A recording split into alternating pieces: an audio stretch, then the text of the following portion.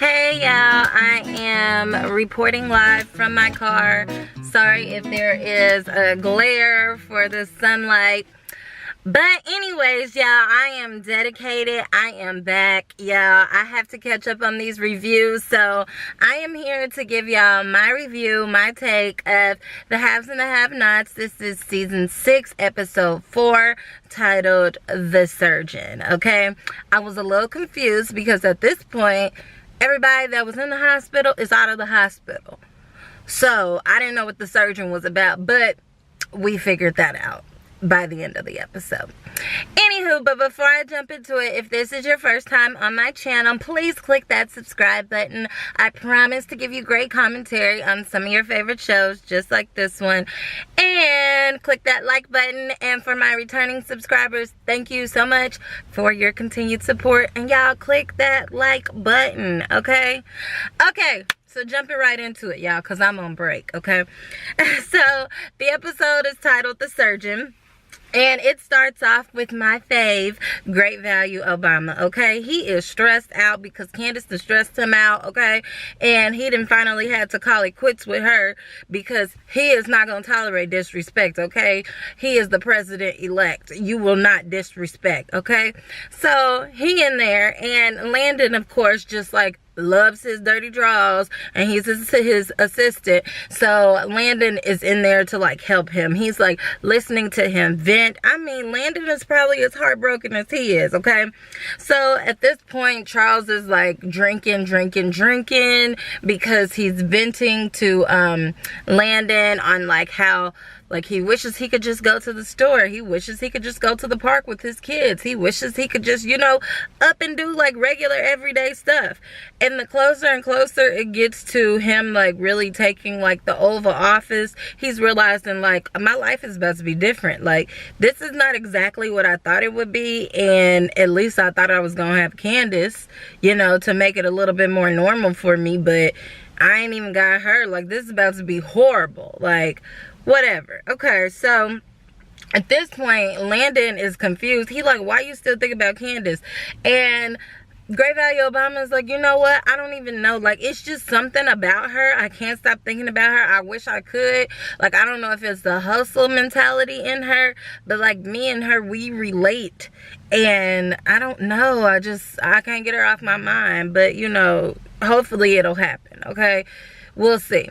So next thing you know, we have Landon, who is like, okay, well, you know, I'm here for you if you need anything. And so Great Value Obama is like, hey, have a drink. Because you know how people are when they drink. They want everybody to drink with them, okay? Just join in on my either my happiness or my misery with me. Either way, we still drinking, okay? So Landon is like, no, that's unprofessional. He like, dude, we've drank together before, okay? Drink, okay? So at this point, I'm like, okay, we'll see how this goes. So next thing you know, Great Value Obama, he is lit, honey, like lit. And he decides he wants to go to sleep. But he's so lit, he can't even like get his clothes off on his own, okay? So Landon is like, shoot, you ain't gotta ask me twice, I'll help. Like helps him take off his shirt and everything, like unbuttoning his t-shirt. I'm like, come on now, don't take advantage of him now. And so Great Value Obama is so lit that he ain't even like, he's not like feeling uncomfortable or nothing. At this point he's like, man, I just want this feeling to go away. So Landon is like, okay, well sir, what do you need me to do to help? Great Value Obama was like, I mean anything at this point, anything to get my mind off of it. Okay, so Landon, his mind is in the gutter, okay? He thinking like, oh, this is my chance, okay? I need to get him while he hot, okay? Because I'm always hot and ready, okay? So Landon was like, you could tell he thought twice about it in his head, but then he decided, well, what the heck, okay? He drunk. I've been drinking, and Landon proceeds to start unbuttoning his pants like he was gonna show him what that mouth do. And I'm like, what? And Great Value Obama was thinking the same thing because he sobered up and jumped up so quick, like, What do you think you're doing? I'm drunk, but I ain't that drunk. Like, come on now. Like, you already know. I already told you. Like I'm not gay. What are you doing? And so, like, Landon is embarrassed at this point. So Landon jumps up and he, like, it's like, I'm so sorry. And, like, runs out like a kid and is storming down the hall because he, like, shoot, I could have just ended my whole, like, political career here. So he mad at himself, okay? So, next thing you know, we see Candace sitting down at the bar, okay? She's still talking to Rocky. He ain't really on her good side, but he's still trying to be apologetic to her. Well, next thing you know, Landon comes storming up to the bar like, I need a drink. Candace is like, what is wrong with you? So he decides to tell her what he did. And she was like, are you crazy? He's not gay. Why would you do that? And she, like, laughed. She thought it was funny. And so Landon is like, what do you mean? You're the one that, like, planted that seed in my head. She was like, boy, I was just saying that just to get under his skin. Like, I know he ain't gay. I can tell he ain't gay. Landon is mad. Like, this is your fault that this has happened. And, you know, he storms off. Like, he ain't feeling nobody right now, okay? So, next thing you know, we see the Ice Queen herself, Veronica, okay? She's still having her waiting to excel moment, okay? Because she heartbroken and mad all at the same time. She crying and laughing and smiling. We just don't know if she coming or going, okay? So Veronica's sitting on the edge of her bed and RK is laying, like, back on her bed by the pillows and he ain't got no shirt on. And I'm like, okay, did y'all do the do? Like, did it really go down? Because that's what he been trying to get at this whole time with you, but whatever. So Veronica is sitting up there with her drink in her hand and she is watching her wedding video of her and David and is, like, smiling and, like, so happy and, like, oh, that was such a good day. RK is like, I don't know why you're doing this to yourself. She said everything was just so perfect, you know, until he hit me. No. And so RK is like, okay, well, you need to stop doing this. You need to stop watching this. First of all, I'm trying to go to sleep. Y'all know he been real arrogant for 2 episodes now. And she's like, you know what? I'm sick of your mouth. I'm sick of all this. I don't know who you think I am, but you need to get out. He was like, no, I'm not. She was like, do you not know who I am? You need to get out. He still refuses, turns around and was like, I'm going to sleep. She said, okay. Since you want to play, let's play, okay? So Veronica proceeds to go downstairs into her kitchen. We ain't never seen Veronica cook nothing, but today she's cooking, okay? She done bought out a big old pot, and then bought out a box of grits, and she about to make him a nice, hot, scorching hot bowl of grits, or maybe just a pot, okay? And we could only imagine, poor thing, he better turn around, because his little beautiful skin, she gonna burn it all, okay? So we'll see what happens with that. So next thing you know, we see Mitch. Okay, so Mitch is on the phone at the Iron Bar, you know, at his family's bar. Candace has called him, okay, because she wants an update on Benny. He's giving her an update, basically, that he's back at the house. He should have stayed at the hospital, but he's back at the house. Hopefully he can recover. And Candace is like, cool. So then Candace, like, plans to come down to the bar. At this point, I forgot why she's coming down. Knowing her, it's probably something having to deal with money or something. But whatever. So she comes, so she says she's on her way. So he gets off the phone, and then we see Uncle Vinny. So Uncle Vinny, remember, Wyatt, like, cut his throat open or something, okay? Last time we seen Uncle Vinny, he was in the hospital. And I'm thinking, how all of a sudden you healed, whole, and free? Like, you walking around like you ain't got cut. Like, your whole family wasn't trying to kill Benny over you being almost dead. So where you come from, okay? But you know what? He must have had a special doctor, expensive doctor, okay? The Malones, they spends their money, okay? So he walking around like everything is all good, okay? He talking to Mitch, and he's like, yeah, I already know it was Wyatt, and don't worry, we got a plan, because I'm going to get him, okay? So I'm like, yes, please get him, because I'm so sick of Wyatt, okay? And now Wyatt out on the loose, I'm sick of him. Like, his character, I could have dealt with Amanda much longer than I could have dealt with Wyatt, but whatever. So then we see Uncle Vinny is talking to Mitch, and he's like, oh yeah, I had Mama Rose take that hit off Benny a long time ago. And so Mitch is like, well, I don't know how that's the case, because Benny was just in the hospital. Like, somebody tried to kill him. He said, oh no, that wasn't us. Actually, that was the surgeon. And I'm like, oh, okay, episode title, okay. So apparently Jim put out a hit on Benny because that $8 million is his, or Wyatt's, and it's in Benny's account. And Benny is the reason why the money is not withdrawn, because Hannah is ready and willing, okay. So Jim decided to do that. And I'm like, oh, Jim, you still got people even after you played Mama Rose? Oh, okay. So whatever. So that's why he's called the surgeon, because he knows how to cut him just the right way in the right place that would injure him and put him in a lot of pain, but it ain't gonna necessarily kill him. So it's basically like a warning shot, like, stop playing with me and give me my money, okay? And they gonna keep coming back, okay? So at this point, Mitch is like, well, dang. Okay, well, look, here's the money from Benny, that $45,000.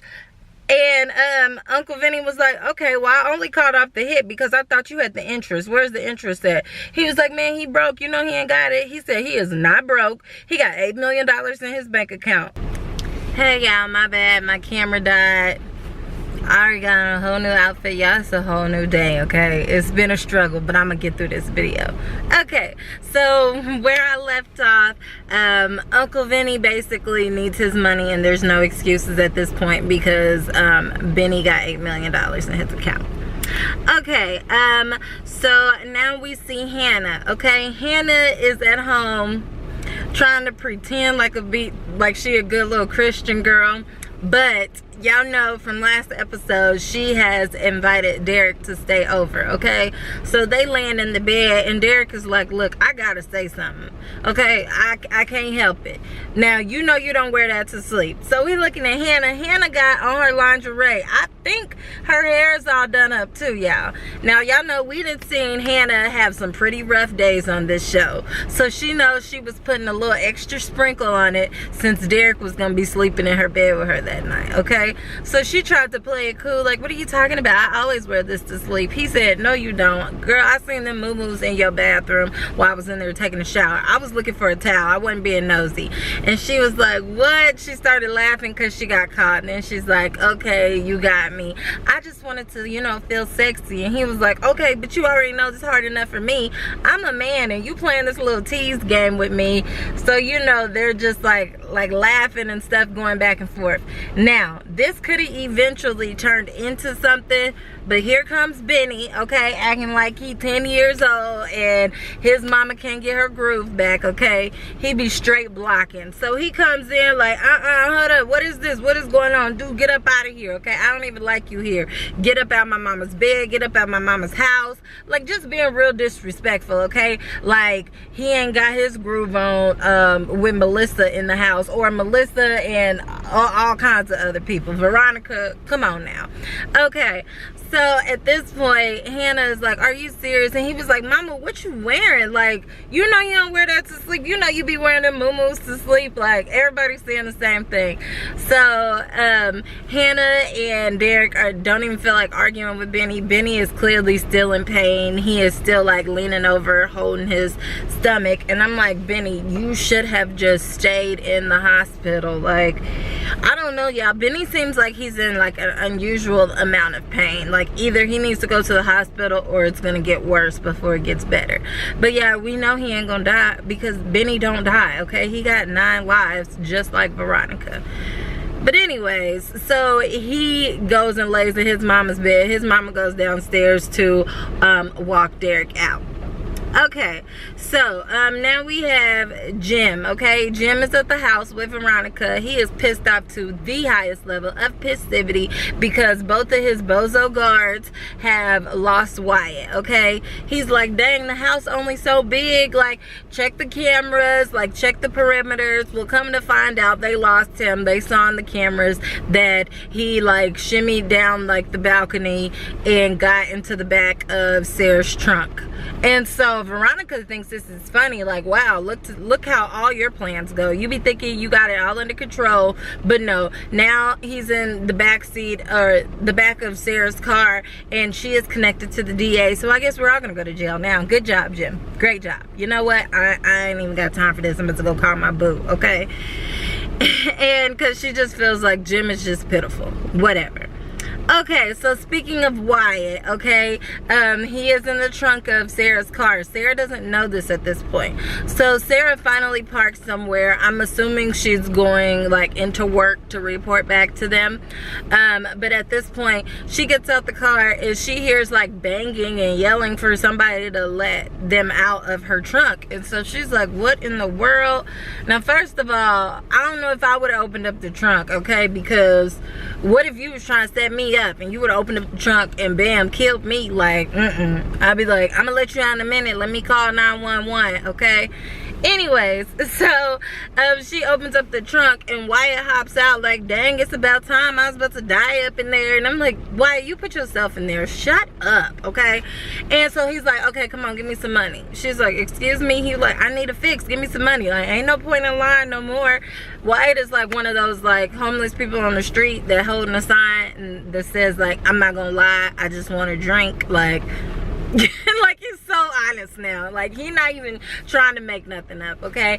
So she's like, no, I don't have any money for you. And like he like takes her purse anyway, okay? Then he was like, you don't have no more than this? And she was like, no, I mean I have more in my house. He's like, okay, well let's go to your house. And she's like, actually you could help me, okay? Like the wheels are turning in her head. She was like, you can work with me with the DA, okay, so that we can nail your parents in jail and you can get as much money as you need at that point. And he was like, okay, cool, because he never passes up an opportunity to throw them under the bus because he hates his parents.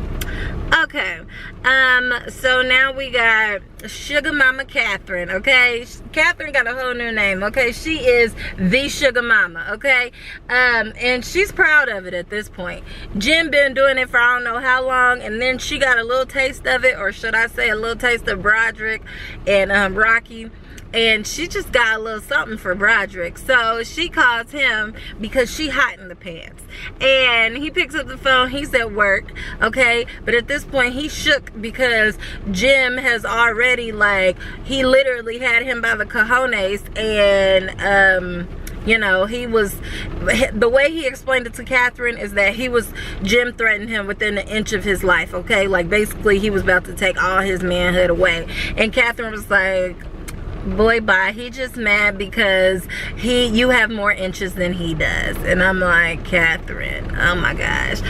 Okay, so at this point she's like, I want you to come over. He's scared because Jim is crazy. So she was like, okay, fine, we can make this work. I can come to your place. And he was like, I don't know how you feel about my neck of the woods. She said, well, let me be the judge of that, okay? Give me your address and I'm about to be on my way. So he obliges, okay, because he like having a sugar mama.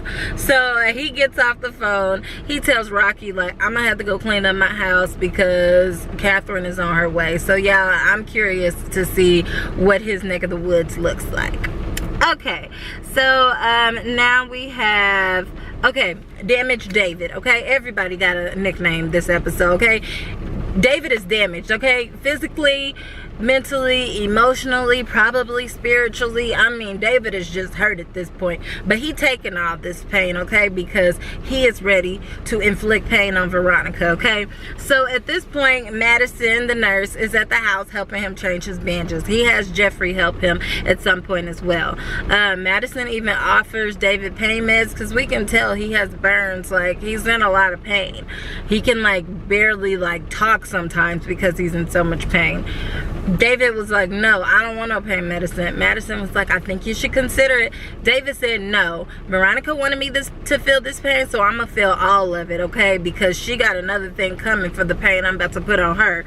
At this point, David, he says he's finished with her once and for all. He even turns to Jeffrey and says, like, son, I love you. And I felt like he said I love you because he knows he's about to do something serious, and it's either gonna cost him Veronica's life, his life, or his freedom, because he about to do something crazy to Veronica. So he's about sick of it. And Jeffrey is like all for it, like, hey, I help you, just let me know what you need. He was like, son, just know that I love you. And I'm like, ooh. But David, to be honest, Veronica will take you out before you take her out. Okay, so next thing you know, David calls Jim because he already knows that Jim is the friend that will be down to get rid of Veronica with him. So he calls him and he lets him know, look, Veronica already told me she got dirt on all of us, okay? Basically, she has things that can incriminate me, you, and Catherine, and she has split up that information amongst 4 different lawyers. Basically, if something ever happens to her, all they have to do is come together, put the pieces of the puzzle together, and it'll all come back on us and we'll end up in jail. So I'm gonna need you to find those lawyers because I'm sick of her. Jim is like, music to my ears, okay? That's all I've been waiting on. I can't wait to be at her funeral or her gravesite next to you on the day that she died. Oh my gosh, this is gonna be amazing. So Jim is like, okay, I'll get on it. David was like, well, you better hurry up because I ain't waiting. And Jim is like, what? Okay, so that is that. Then we have Madison. Okay, so Madison is still back at the house. He's already bandaged up David and all of that, and Madison is an in-home nurse, so he's about to go to sleep. Okay, I think he was asleep on the couch or something. At that point, Jeffrey is like coming to tell him good night, and Madison is straightforward. He like, oh, I can't sleep in your room. Jeffrey is like, excuse me, because I barely even know you. And he was like, yeah, you do. We went to high school together. And Jeffrey is like, well, you know what I mean. And then so Madison has been very, very forward at this point. He's like, well, look, this dude, I done got beat up by his little stalker boyfriend, and I've been going through all this stuff with his parents. I'm gonna just be straight up with him. So he's like, what, are you scared I'm gonna be too loud? And he was like, excuse me? He was like, I'm just letting you know I like my partners to know like how I'm feeling like throughout the process, okay? It's like I'm gonna show them that appreciation and praise. And he's like, partners? Well, how many have you had? And he was like, I don't know how many you had. I hadn't had a few. And then Jeffrey was like, I've had 2. And so Madison said, oh, okay, that explains a lot. While old dude is crazy and stalking you, and then you come up with excuses for him. Oh, okay, you haven't had very many, so you're like basically a virgin. Little did he know, like the other person was Melissa, who was a woman, but I guess they'll get into those details later. But at this point, Jeffrey keeps talking, and he doesn't want to go into too much detail, but after a while, Madison can't even focus on what Jeffrey is saying anymore, because he is looking at Jeffrey, and there is a red laser beam as if it is coming from a gun from a distance, okay, like a sniper on his head. So he can't even talk to tell him not to move. He's freaking out. He don't know if Jeffrey about to get shot right in front of him or if this is a warning, y'all. But that is how the episode ends. Y'all, please let me know how y'all felt about this. I'm trying to catch up with my reviews. Thanks for sticking with me. If you made it this far, please click that subscribe button and click that like button. Like. Thank y'all so much for coming to watch my video, and I will see you on the next one. Holla.